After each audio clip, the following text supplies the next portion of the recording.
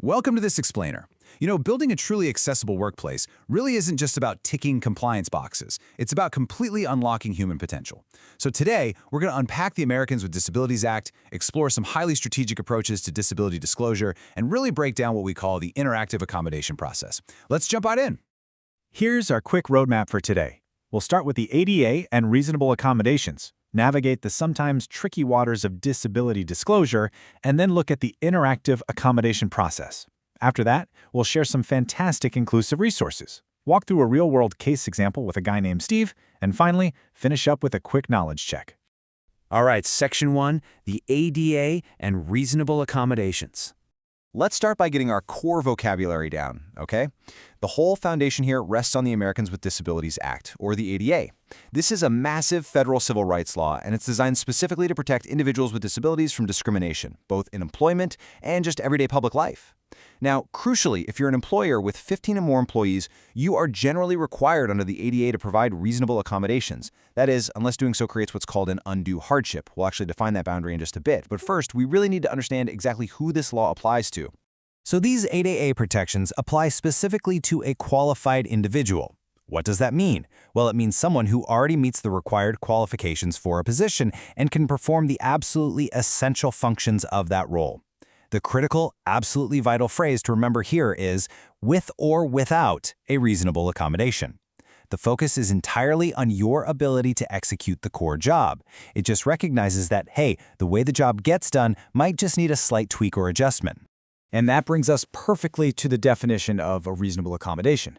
Simply put, these are individualized changes or adjustments. They allow an employee, or even a job applicant for that matter, to fully participate and perform their job responsibilities successfully. The absolute most important word on this slide is individualized.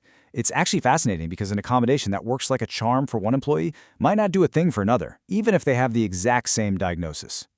Because every single person and work environment is completely unique, accommodations can take a ton of different forms. We aren't just talking about installing physical ramps here. We're talking about modified work schedules, maybe some specialized assistive technology, accessible workspaces, alternative communication methods, remote work options, or sometimes even job restructuring. The overarching goal? It's simply equal access. That's the whole shebang. Okay, moving on to Section 2, navigating disability disclosure.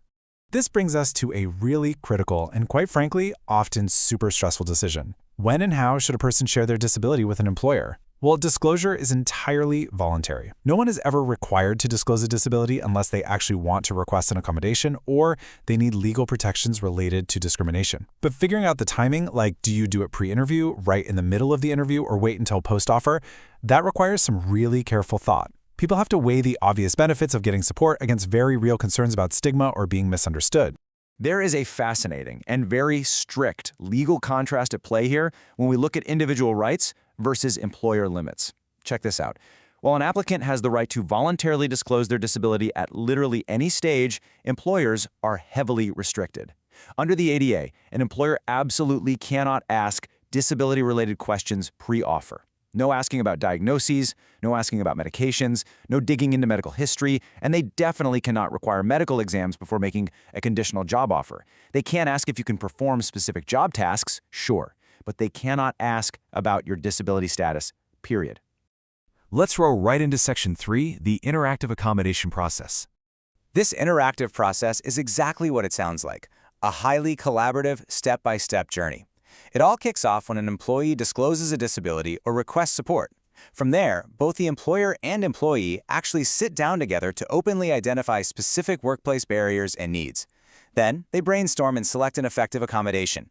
But look closely at Step 4, implement and adjust over time. This is definitely not a set it and forget it kind of deal. Communication has to stay open because, let's face it, job duties change and accommodations might need to evolve right along with them. Now, the legal boundary for this collaborative process is known as undue hardship. This basically means an accommodation creates an excessive financial, operational, or administrative burden for the organization. But here is a truly surprising fact. According to the Job Accommodation Network, the vast majority of accommodations actually cost absolutely nothing, $0, yet they dramatically improve an employee's ability to thrive at work. All right, Section 4, resources for inclusive workplaces. Navigating all this doesn't have to happen in a vacuum. You aren't on your own. When employers or employees need help, Two massive resources come into play. First, rehabilitation counselors. These folks offer expert consultation, helping clients prep disclosure plans and advising employers on inclusion practices. And then there is JAN, the Job Accommodation Network.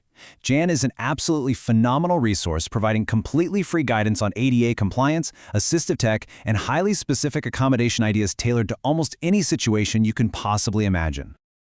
Let's look at Section 5. Case example. Supporting Steve. To see how all of this theory actually builds in real life, let's dive into a concrete case study. Meet Steve. He's a 55-year-old guy who acquired quadriplegia following a work-related accident. Now, prior to his injury, he spent 20 years as a heavy equipment operator. However, Steve also happens to hold a bachelor's degree in mechanical engineering, and he has just been hired as a computer programmer at an IT company. Right now, he is working with a rehabilitation counselor to plan out his workplace accessibility before he officially begins his new role. So the counselor sets up a meeting to facilitate some collaboration. Listen to the employer's response during this discussion. We want to support Steve successfully, but we're unsure what accommodations might be necessary. You see what's happening there? The employer is expressing a highly proactive, super positive desire to help Steve succeed, but they're honestly acknowledging that they need a little guidance. Honestly, this is the absolute perfect starting point for the interactive process: open, honest, and willing. The rehabilitation counselor immediately jumps in to act as a supportive bridge here. They validate the employer's proactive stance right away, saying, "Thank you for discussing this proactively. Steve has already identified several strategies. Many accommodations involve simple workplace modifications." By pointing out that Steve already has actionable strategies in his back pocket, the counselor immediately lowers any anxiety and reassures the employer that, hey, these solutions are totally within reach. Now, the really crucial point is how Steve frames his own needs. He says, "My goal is to perform the essential functions of the position effectively, and I appreciate the opportunity to discuss supports that will help me succeed." He perfectly anchors his request around his ability to perform the essential functions of the job. He isn't asking for a favor here. He's collaborating on a business solution that allows him to execute his role effectively. This keeps the entire conversation highly respectful, totally accessible, and 100% solution-focused. Finally, Section 6, Review Knowledge Check. Let's wrap this up. Let's lock in our understanding of the core concepts we've covered today. Think back to the very beginning of our explainer. Legally and practically, what exactly defines an accommodation as reasonable? Take a second to think about it. As we established, it absolutely must be an individualized adjustment. It must directly allow the qualified employee to perform their essential job functions or access employment opportunities. And critically, it's got to do so without creating an undue hardship for the employer.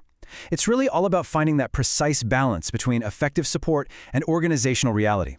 And conversely, how do we define that boundary line? What exactly constitutes an undue hardship?